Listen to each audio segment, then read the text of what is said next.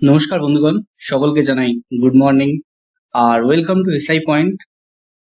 আজ আমাদের আলোচনার বিষয় কি আমি আগের দিনই বলেছিলাম আমরা কিভাবে টিচিং অ্যাপটিটিউড কোশ্চেনগুলোকে তাড়াতাড়ি সলভ করতে পারবো। আজকে আমরা সেটাই জানবো যে কোন সূত্রের দ্বারা আমরা এই টিচিং অ্যাপটিটিউড কোশ্চেনগুলোকে তাড়াতাড়ি সলভ করে নেব। চলো দেখে নেওয়া যাক তাহলে। দেখো, আজকে আমাদের এই আলোচ্য বিষয়। এর পরের দিন থেকে আমি মেইন কনসেপ্ট শুরু করবো টিচিং অ্যাপটিটিউডের ফার্স্ট চ্যাপ্টার, ঠিক আছে? আর তার আগে কিছু কথা হলো, আমি আগের দিন থেকেই বলেছি যে আমি এবার দিন থেকে টুয়েসডে আর ফ্রাইডে সকাল 10টায় প্রতিদিন জেনারেল পেপারে, এখন যেমন টিচিং অ্যাপটিটিউড চলছে, পরবর্তী সময় আমরা রিসার্চ, তারপরে কমিউনিকেশন, হায়ার এডুকেশন, এগুলো চলতে থাকবে পরপর। আমরা মঙ্গল আর শুক্রবার দিনকার প্রতি মঙ্গল শুক্র 10টার সময় আমরা মিট করব আর নতুন নতুন জিনিস পাবো। এর জন্য কি, যারা নতুন হয়েছে এই চ্যানেলে তারা অবশ্যই এই চ্যানেলটাকে সাবস্ক্রাইব করে নিও আর বেল আইকনকে প্রেস করে নিও, যাতে আমাদের ভিডিও ছাড়ার সাথে সাথেই তোমাদের কাছে ফার্স্ট নোটিফিকেশন গিয়ে পৌঁছায়। তাহলে আজকে আমরা শুরু করি কিভাবে ফার্স্ট আমরা টিচিং অ্যাপটিটিউডের কোশ্চেন গুলো সলভ করতে পারবো সেই বিষয়ে। ফার্স্ট আমরা দেখে নিই টিচিং অ্যাপটিটিউডের ওয়েটেজটা কেমন। দেখো, এখানে কোশ্চেন দেয় কটা, 5টা, আর প্রত্যেকটা কোশ্চেনের মার্কস যেহেতু 2, তাই টোটাল 10, আর ওভারঅল পুরো এই পেপারটা হচ্ছে 10% মার্কস ভ্যারি করে এই পেপারটা। আর আমাদেরকে মেন উদ্দেশ্য কি আমাদের এখানে, যে আমাদের এই 10% মার্কসের মধ্যে আমাদের 10% অবশ্যই পেতে হবে, যেন 1%ও না কম হয়। আর এটা পাওয়া সম্ভব, আমি আগের দিনই বলেছি, দেখিয়েওছি, সিলেবাস ডিসকাস করেছি, সবকিছুই করেছি, যার লিঙ্ক এই ডিসক্রিপশনে দেওয়া থাকবে আগের দিনের ভিডিও। যারা দেখোনি ওটা, তাহলে তারা আগে ওই ভিডিওটা দেখে নিয়ে তারপর এই ভিডিওটা দেখবে, কারণ ওর মধ্যে অনেক কিছু গুরুত্বপূর্ণ জিনিস আলোচনা করা হয়েছে। আজকে এই যে বিষয়টা আমি আলোচনা করব বলেছি, কিভাবে শর্ট পদ্ধতিতে আমরা এই টিচিং অ্যাপটিটিউডের এমসিকিউ গুলো সলভ করতে পারবো, তার আমি এক্সাম্পল সহ আমি ডিসকাস করব সবকিছু দিয়ে। চলো দেখে নিই তাহলে। দেখতেই পাচ্ছ এখানে হেডিং দেওয়া রয়েছে how to attempt teaching aptitude question. কিভাবে আমরা অ্যাটেম্প করবো টিচিং অ্যাপটিটিউডের কোশ্চেন গুলোকে। ফার্স্ট দেখো, always think from the student point of view. দেখো, সর্বদা তুমি কি শিক্ষার্থীদের দৃষ্টিকোণ থেকে চিন্তা করবে। কেন বললাম এই কথাটা? দেখো, আমরা নেট এক্সাম দিচ্ছি মানেই আমরা কি টিচার হওয়ার জন্য অবশ্যই দিচ্ছি নেট এক্সামটা, সে কলেজে হোক আর যেখানেই হোক, আমরা টিচার হওয়ার জন্যই নেট এক্সামটা দিচ্ছি, হায়ার স্টাডি করার জন্য দিচ্ছি। সেক্ষেত্রে আমাদের কি, যখনই আমরা এই যে কোশ্চেন গুলো টিচিং অ্যাপটিটিউড সলভ করবো, তখন আমাদের কি স্টুডেন্টের পয়েন্ট অফ ভিউ থেকে আমাদেরকে ভাবতে হবে যে কোন জিনিসটা হওয়া উচিত, কোন জিনিসটা হওয়া উচিত না। এটা আমাদের কি স্টুডেন্টের পয়েন্ট অফ ভিউ দিয়ে দেখতে হবে। তারপর এটা কি আছে, choose that option which is most favorable for students, which talks about welfare, improvement, development of the student. এবার দেখো, যেটা মূল বিষয়, শিক্ষার্থীদের কল্যাণ উন্নয়ন এর কথা বলার জন্য শিক্ষার্থীদের পক্ষে সবচেয়ে উপযুক্ত কোন বিকল্পটা, সেটাই আমাদেরকে এখানে বেছে নিতে হবে। এটাই হচ্ছে আমাদের মূল মন্ত্র এই টিচিং অ্যাপটিটিউডে, যে শিক্ষার্থীদের পক্ষে কোনটা সব থেকে বেশি তাদের পক্ষে কল্যাণকর, উন্নয়ন আর সব থেকে বেশি উন্নত, সেই অপশনটাই হচ্ছে আমাদেরকে বাঁচতে হবে। আমি এরপরে কয়েকটা কোশ্চেন, 20খানা কোশ্চেন করাবো এমসিকিউ, তার থেকে তোমরা আরো ক্লিয়ার হয়ে যাবে যে আমি এই দুটো পয়েন্ট কেন বললাম। তাহলে ফার্স্ট আমাদের কি, always think from the student point of view. Second হচ্ছে choice that option which is most favourable for student, which talks about welfare, improvement, development of the students. ঠিক আছে, তাহলে দুটো আমরা পয়েন্ট অফ ভিউ জানলাম। এই দুটো পয়েন্ট অফ ভিউ থেকে আমরা সব কটা কোশ্চেনের অ্যান্সার করবো। তাই দেখে নিই, চলো। ফার্স্ট কোশ্চেন কি, দেখো, a syllabus is necessary in school because.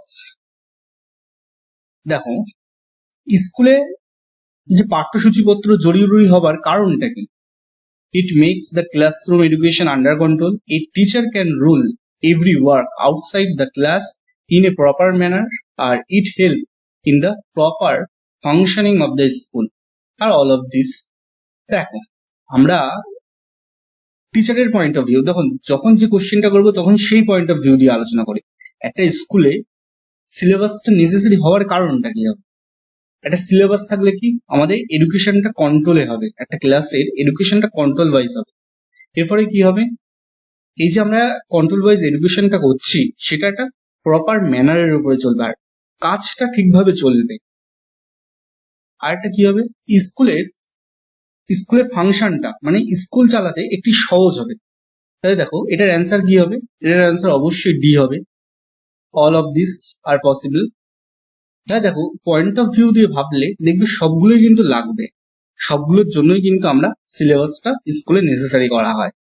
তাহলে তুমি সেই কোশ্চেনের পয়েন্ট অফ ভিউতে চলে যাবে যখনই কোনো কোশ্চেন দেখবে।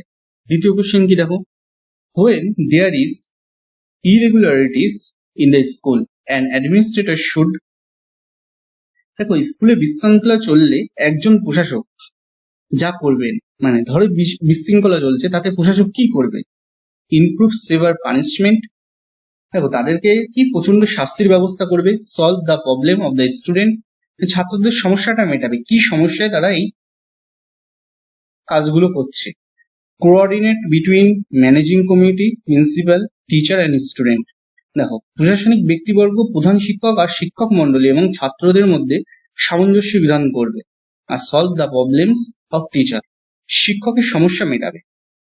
দেখো এবার ওই পয়েন্ট অফ ভিউতে তুমি ভাবো, একজন অ্যাডমিনিস্ট্রেটিভ তুমি যদি হতে তাহলে তুমি এখানে কি ডিসিশন নিতে, তুমি অবশ্যই এটা ভাবতে যে আমি যদি সবার সাথে মিলিয়ে মিশিয়ে কথা বলি তাহলে তো আমার এই প্রবলেমটা সলভ হয়ে যাবে। তার জন্য কি লাগবে, অবশ্যই option C, coordinate between managing committee, principal, teacher and student, এদের সাথে যদি আমি আলাপ আলোচনা করি তাহলেই তোমার এই সমস্যাটা সমাধান হবে, তাহলেই তো বিশৃঙ্খলাটা থাকবে না। তাহলে নেক্সট 3 নম্বর কোশ্চেন আমরা দেখি, স্টুডেন্ট লার্ন বেস্ট থ্রু, দেখো একটা স্টুডেন্টের পয়েন্ট অফ ভিউ দিয়ে এবার ভাবো, তুমি যদি একটা স্টুডেন্ট হও তুমি লার্ন করবে কিসের থেকে, সব থেকে বেশি তুমি ভালো শিখবে কিসের থেকে, অপশন এটা আছে ডুইং থিংস, কাজের দ্বারা বা কাজ করে, তারপর হচ্ছে লিসেনিং মানে কি শুনে শুনে, আর সিং মানে দেখে, আর রিডিং টেক্সট মানে হচ্ছে বিষয়টি পড়ে। দেখো আমি যদি একটা স্টুডেন্টের পয়েন্ট অফ ভিউ দিয়ে ভাবি কিংবা তুমিও যদি ভাবো তাহলে অবশ্যই তুমি কাজের দ্বারা শিখবে, নিজ্ঞাত শুধু শুনলে তুমি শিখবে না কিছু, শুধু দেখলে শিখবে না, আর শুধু বিষয়টা পড়লেও তুমি শিখবে না, যদি তুমি কাজ না করো তাহলে শিখবে কি করে। তাহলে অপশনটা কি এ, ডুইং থিংস। 4 নম্বর কোশ্চেনটা কি হয়েছে, at home a child feels insured when there is fight between parents. It is true. Is it true? দেখো বাড়িতে বাবা মা যদি ঝগড়া করে তাহলে শিশুরা নিরাপত্তাহীনতায় ভোগে, এটা কি সঠিক বলা হয়েছে এখানে। তাহলে দেখো ফার্স্ট বলা হয়েছে, অপশনে কি বলা হয়েছে, এবার দেখো তুমি একটা শিশু রেতে চলে যাও, ধরো তোমার বাড়িতে ঝগড়াঝাটি হচ্ছে, তুমি কি নিজেকে মনে করো যে তুমি নিরাপত্তাহীনতায় ভোগো তো নাকি, সেক্ষেত্রে যে বাড়িতে শুধু ঝামেলা হচ্ছে তুমি কি করবে কি করবে না এইসব ভাবতে থাকো, তাহলে ফার্স্ট অপশন কি বলছে, নেভার মানে কখনোই নয়, অলওয়েজ মানে সব সময়, সামটাইমস মানে কিছু কিছু সময় মাঝে মাঝে, আর অল আর ইনকারেক্ট মানে সবকটা ভুল। অবশ্যই অলওয়েজ সবসময় যদি ঝগড়া হতে থাকে বাড়িতে, যখনই তুমি থাকছো শুধু ঝগড়া হচ্ছে এই নিয়ে ওই নিয়ে, তাহলে তখন তো তুমি নিরাপত্তাহীনতায় ভুগবেই, অবশ্যই একটা শিশুর পক্ষে ভোগা তো স্বাভাবিক একটা ব্যাপার। তাহলে option B, always. 5 number, as a teacher one should maintain a relationship with his critics. Your comment. দেখো কি বলা হচ্ছে, একজন শিক্ষকের সমালোচকের সাথে সম্পর্ক কেমন থাকা উচিত, একজন শিক্ষক তাকে সমালোচনা করছে অন্যরা, তার সাথে সম্পর্ক কেমন থাকা উচিত সেটা আমরা কি বলতে পারি বল। এক্ষেত্রে no, yes, can not say, আর টু সামটাইম, সাম কনটেক্স। দেখো এবার তোমার সমালোচনা করছে, অবশ্যই তোমার যে খারাপ দিকগুলো থাকবে তুমি সেই দিকগুলোর ওপর কাজ করবে, সেই দিকের সময় তুমি তাদের সাথে কি বলবো, তাদের সাথে কিছুটা মিলমিশ থাকবে যে আমার এটা ভুল, এটা ঠিক করতে হবে, তাহলে আমার সমালোচনাটা ঠিক হয়েছে। সেক্ষেত্রে কি হবে, option D, to some extent, মানে কিছুটা, কিছু কিছু ক্ষেত্রে আমাদেরকে অবশ্যই তার সাথে সম্পর্ক রাখা উচিত। when a teacher falls sick, ঠিক, দেখো শিক্ষক মহাশয় অসুস্থ হয়ে পড়লে সে কি করবেন, এবার তুমি শিক্ষক হয়ে ভাবো তুমি যদি অসুস্থ হয়ে যাও তাহলে তুমি কি করবে, পয়েন্ট অফ ভিউ তুমি পয়েন্টটাকে ভাবো, কি করবে, উইল স্টে অন লিভ, তুমি কি বাড়িতে ছুটিতে থাকবে, will stay on medical leave, তুমি কি চিকিৎসা শাস্ত্রগত ছুটিতে থাকবে, আর will go to school in time and come back early to house, মানে তুমি প্রতিদিন স্কুলে যাবে কিন্তু তাড়াতাড়ি ফিরে আসবে, will stay in school but will not teach, মানে তুমি স্কুলে যাবে কিন্তু পড়াবে না, এরকম তো হয় না। অবশ্যই তুমি মেডিকেল লিভ নিয়ে থাকবে বাড়িতে, সুস্থ হয়ে যাওয়ার পরে আবার স্কুলে যাওয়া শুরু করবে। Option B, medical leave. Next, a student is absent from the classes for a long time as a teacher. দেখো, কোনো একটা ছাত্র অনেকদিন ধরে অনুপস্থিত রয়েছে, সে ক্লাসে আসছে না, সেক্ষেত্রে তোমার কি করা উচিত? তুমি একটা টিচারের পয়েন্ট অফ ভিউ দিয়ে ভাবো, তখন তোমার কি করা উচিত? Will you complain to the principal? তুমি কি প্রধান শিক্ষকের কাছে তার নিয়ে নালিশ করবে? You will remain indifferent to that? এই বিষয়ে উদাসীন থাকবে তুমি?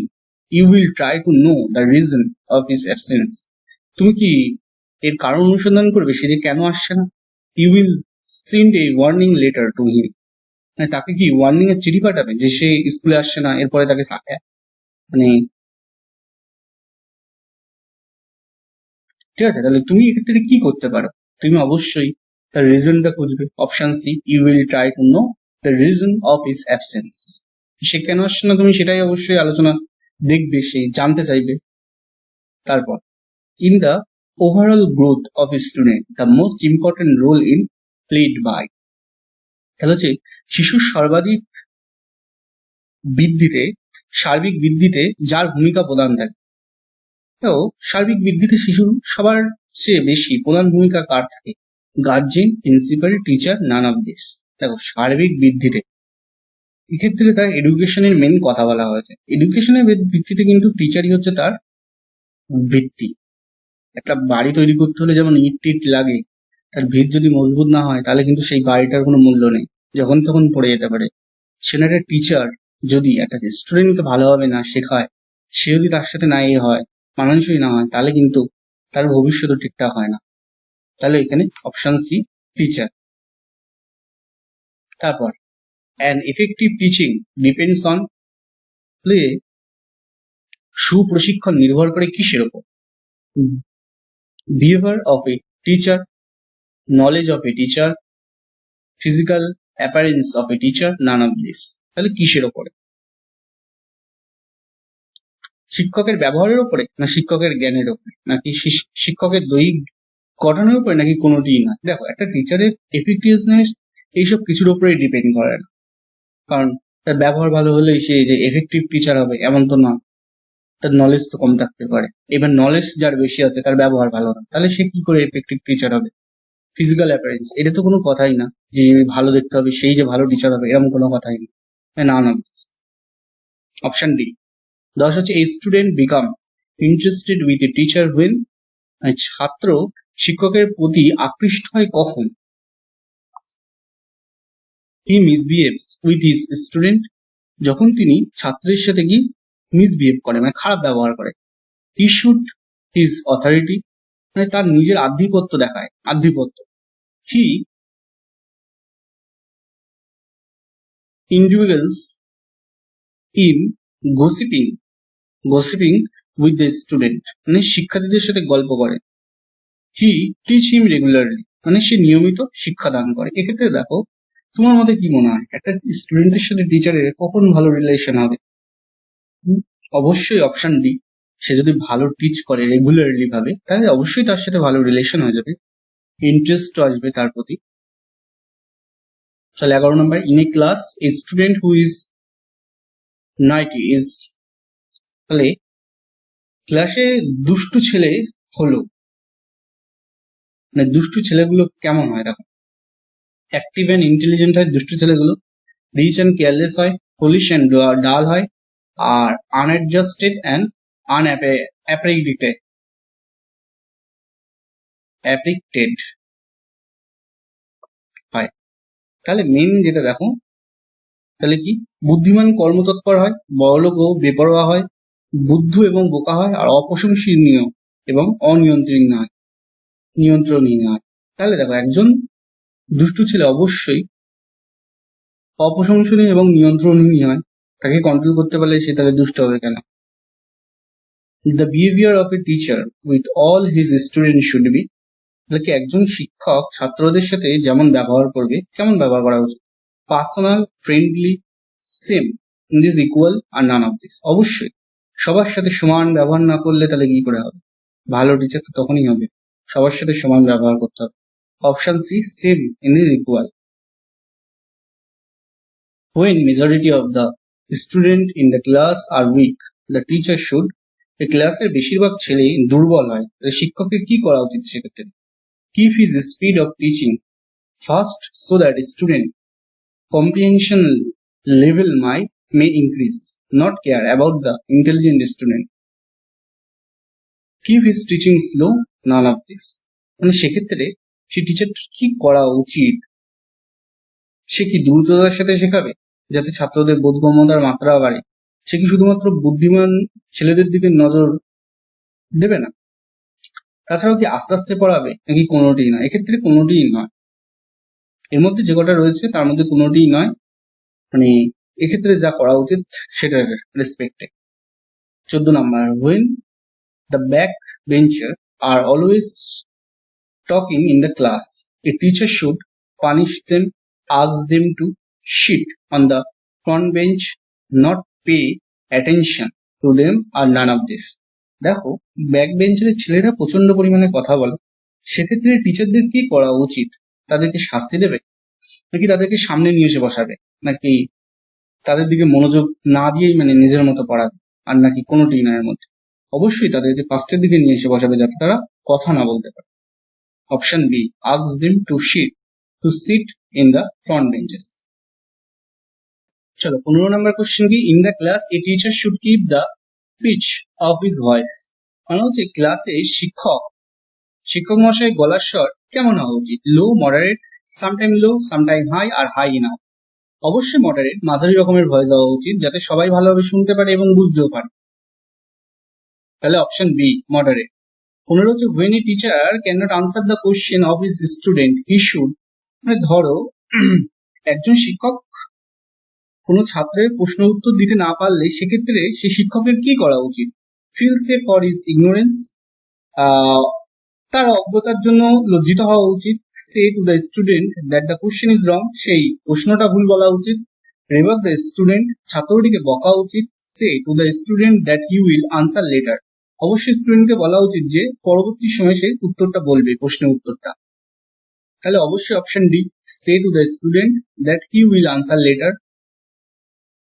17 নম্বর, when a student of a school misbehave with a teacher, he should first, মানে হচ্ছে যদি কোনো স্টুডেন্ট কোনো টিচারের সাথে মিসবিহেভ করে, মানে অসভ্য আচরণ করে, সেক্ষেত্রে একজন টিচারের কি করা উচিত? রিপোর্ট ইট টু দেয়ার গার্জেনকে জানানো উচিত। রিপোর্ট টু দ্য প্রিন্সিপাল, প্রধান শিক্ষককে জানানো উচিত। Improve their behaviour by his own character and scholarship, মানে কি, মানে নিজের আধ্যাত্মিক জ্ঞান এবং চারিত্রিক দৃঢ়তায় তাকে পরিবর্তন করার চেষ্টা করা উচিত। আর এটা কি, report it to other teacher, মানে কি তার সম্পর্কে অন্য টিচারদেরকে রিপোর্ট করা উচিত। অবশ্যই এই কোশ্চেনটা দেখে তোমার মনে হচ্ছে যে নিজের আধ্যাত্মিক যে জ্ঞান এবং চারিত্রিক দৃঢ়তা আছে তার দ্বারা ওই ছেলেটাকে অবশ্যই ইমপ্রুভ করা উচিত। এখানে একটু মিস্টেক হয়েছে, অপশন ডি ভুল করে পড়েছে।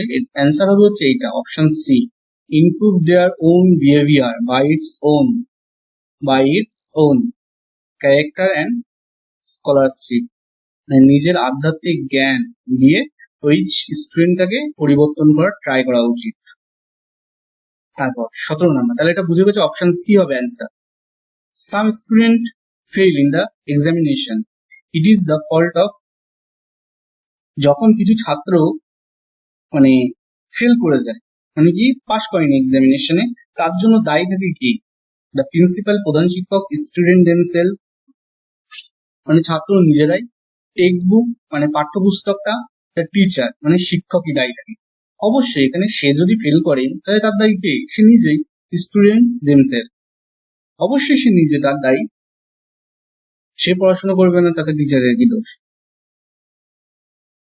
19 number, unable to see what is written on the blackboard, a student rubs her eyes continuously, her movement is, যখন কোনো ছাত্রী ব্ল্যাকবোর্ডের লেখা দেখতে পায় না তখন সে ক্রমাগত চোখ রগড়াতে থাকে, তখন তার কি ধরনের অসুবিধা হয়? এর ফলে সে ওরকম চোখ রগড়াতে থাকে।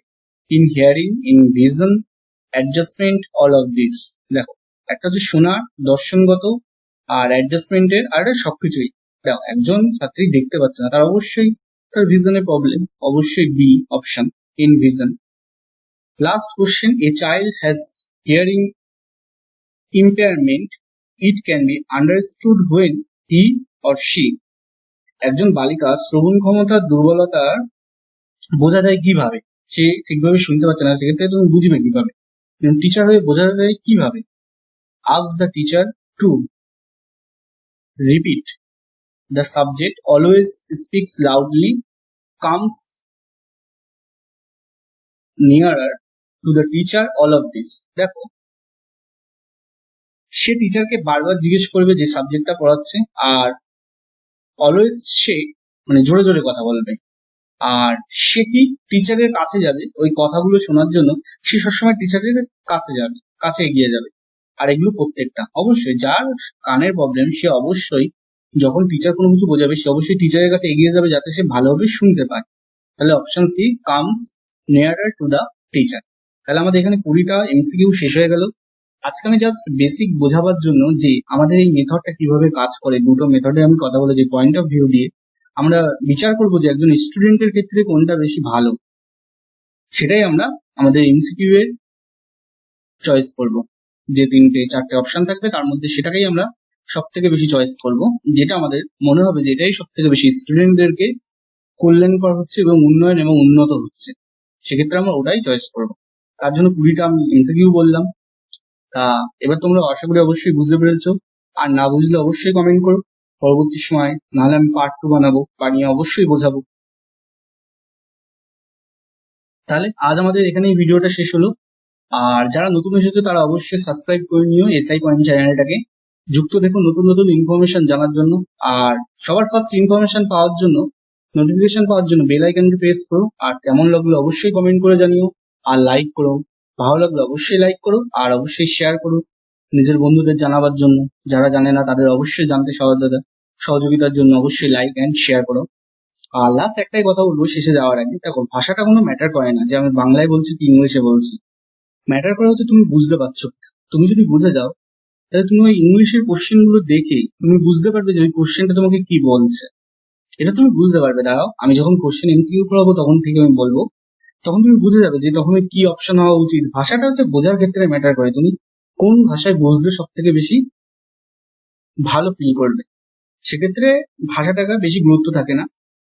চলো তাহলে আজকের মতো এখানে শেষ করলাম, সবাই ভালো থেকো, আনন্দে থেকো, তাহলে গুড বাই। চলো নেক্সট ভিডিওতে আবার দেখা হচ্ছে।